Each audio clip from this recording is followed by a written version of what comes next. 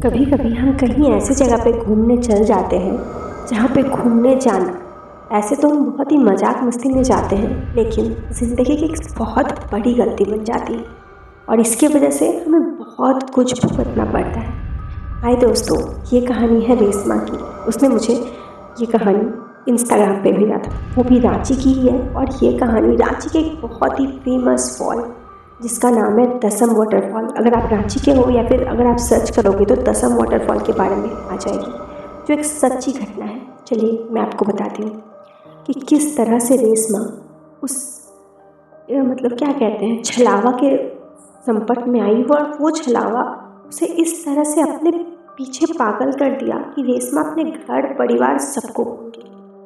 तो हुआ कुछ यूँ कि रेशमा, सुधा, मोहित, अनुज और भी 2-3 दोस्त सब मिलकर दसम वाटरफॉल घूमने के लिए गए थे। दसम वाटरफॉल यूँ तो रांची में ही है अगर आप देखोगे तो, लेकिन रांची से 50 किलोमीटर की दूरी पे है। हाईवे के बाद से एक रोड कटती है और वहाँ से आपको करीब करीब 20 किलोमीटर अंदर जाना पड़ता है।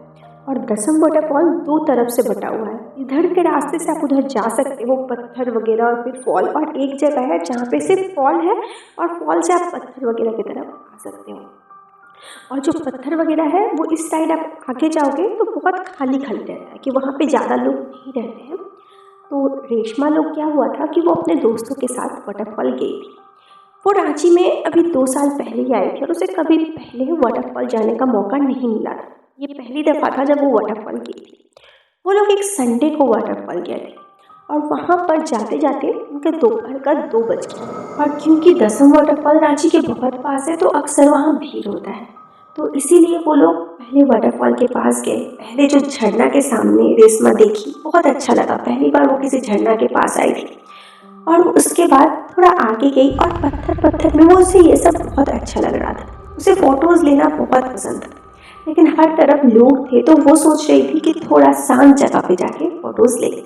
तो ऐसे ही पत्थर पत्थर के रास्ते वो आगे चली गई। जब वो आगे गई तो पत्थर पत्थर ही थे और धीरे धीरे उससे पानी बह रहा था। बहुत मनमोहक दृश्य था, लेकिन उधर कोई नहीं था।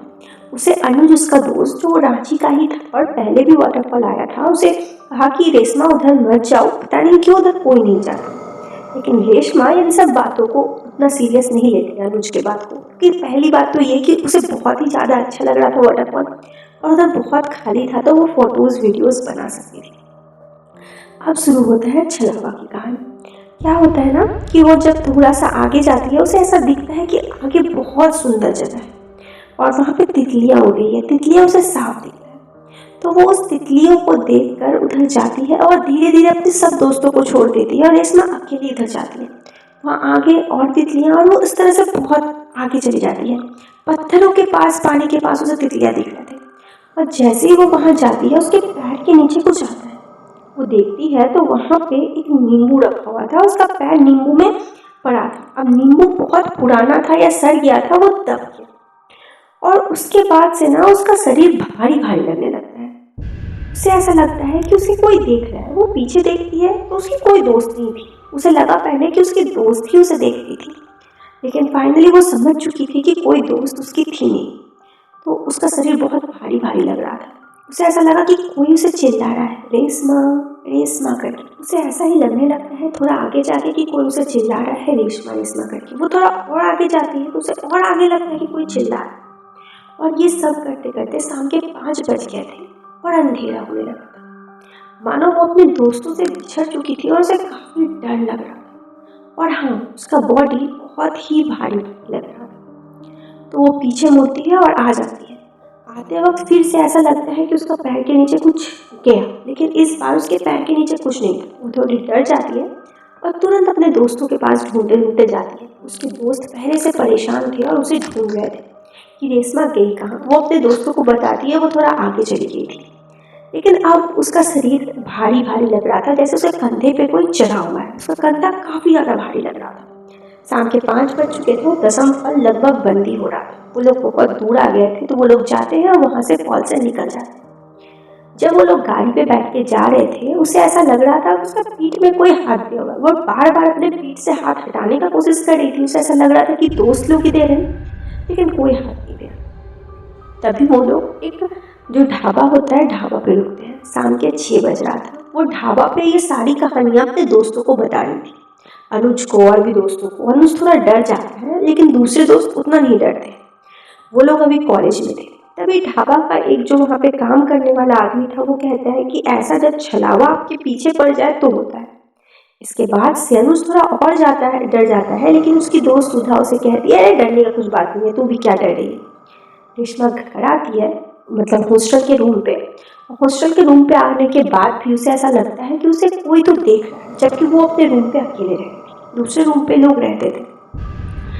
रात के 1:30 बजे उसका नींद नहीं लग रहा था। उसे कंटिन्यूअसली ऐसा लग रहा था कि कोई तो है जो उसे देख रहा है। वो वॉशरूम जाती है तो वॉशरूम से उसे लगता है कि उसके रूम में कोई है, क्योंकि वो लाइट जला के आई थी छोटा वाला। लेकिन फिर उसे याद आता है कि उसका रूम का दरवाज़ा तो वो लॉक करके आई है, और वो रूम जाती है तो कोई नहीं था। अब वो काफ़ी ज़्यादा डर जाती है। कुछ दिनों के बाद से रेशमा कॉलेज जाना बंद कर देती है और उसे काफ़ी ज़्यादा डर, अजीब तरह का हरकत सब करने लगती है। कुछ ना कुछ बोलने लगती है। वो कभी नॉनवेज नहीं खाती थी और अब नॉनवेज अचानक से खाने लगती है। इन सब की वजह से उसकी दोस्त सुधा को और अनुज को थोड़ा डाउट होता है और उनके घर वालों को बुलाकर घर भेजते थे, जहाँ पे घर पर सब ही शुद्ध शाकाहारी थे। घर जाने के बाद भी रेशमा का अजीब व्यवहार और बार बार नॉनवेज खाना घर वालों को परेशान कर रहा था। उसके पिताजी वो एक ब्राह्मण बहुत अच्छे से जानते थे। एक दिन वो ब्राह्मण उनके घर पे पूजा करने आए तो उसे देखकर बोल दिए कि ये तो छलावा है जो रेशमा को छोड़ ही नहीं रहा है। छलावा का बात सुनकर वो लोग काफ़ी डर गया और ब्राह्मण ने बाबा का नाम बोला। वो लोग उस बाबा के पास उसे ले जाने को लिए बोले। अमावस के दिन को ही वो लोग वहाँ पहुँचे और शाम तक वहाँ गए। वो बाबा उसे देखकर ही समझ गए कि छलावा का साया उसमें। वो छलावा से बात करने के बाद जैसे ही छलावा को बुलाया गया, रेशमा के अंदर से एक अलग ही आवाज़ आने लगा और वो कहने लगा कि उसे एक बकरी चाहिए। रेशमा ही ये सब कह रही थी कि उसे एक बकरी चाहिए, नहीं तो वो रेशमा को छोड़ के नहीं जाए। वो लोग काफ़ी डर जाते हैं, लेकिन उनके पास दोबारा कोई रास्ता नहीं था। वो लोग शुद्ध शाकाहारी थे, लेकिन फिर भी एक बकरी उस छलावा को देते हैं। वो बाबा बहुत सारा पूजा पाठ करते हैं और फिर रेशमा नॉर्मल होती है। रेशमा का घर रांची से थोड़ा दूर था, तो वो लोग वापस घर पे थे और रेशमा जब ठीक हो जाती है तो उसे फिर से मांस खाने में घिन हो जाता है।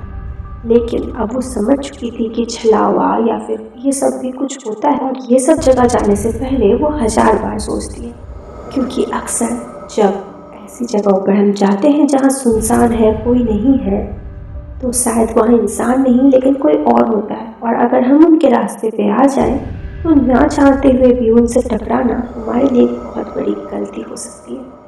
ये कहानी रांची की एक लड़की रेशमा की थी। अगर आपकी लाइफ में भी ना हो ऐसी कोई घटना घटी हो, लेकिन अगर आप ऐसी कोई घटना घटी हो तो आप चाहो तो हमें वो कहानी शेयर कर सकते हो। मिलते हैं एक नई कहानी, तब तक के लिए बाय।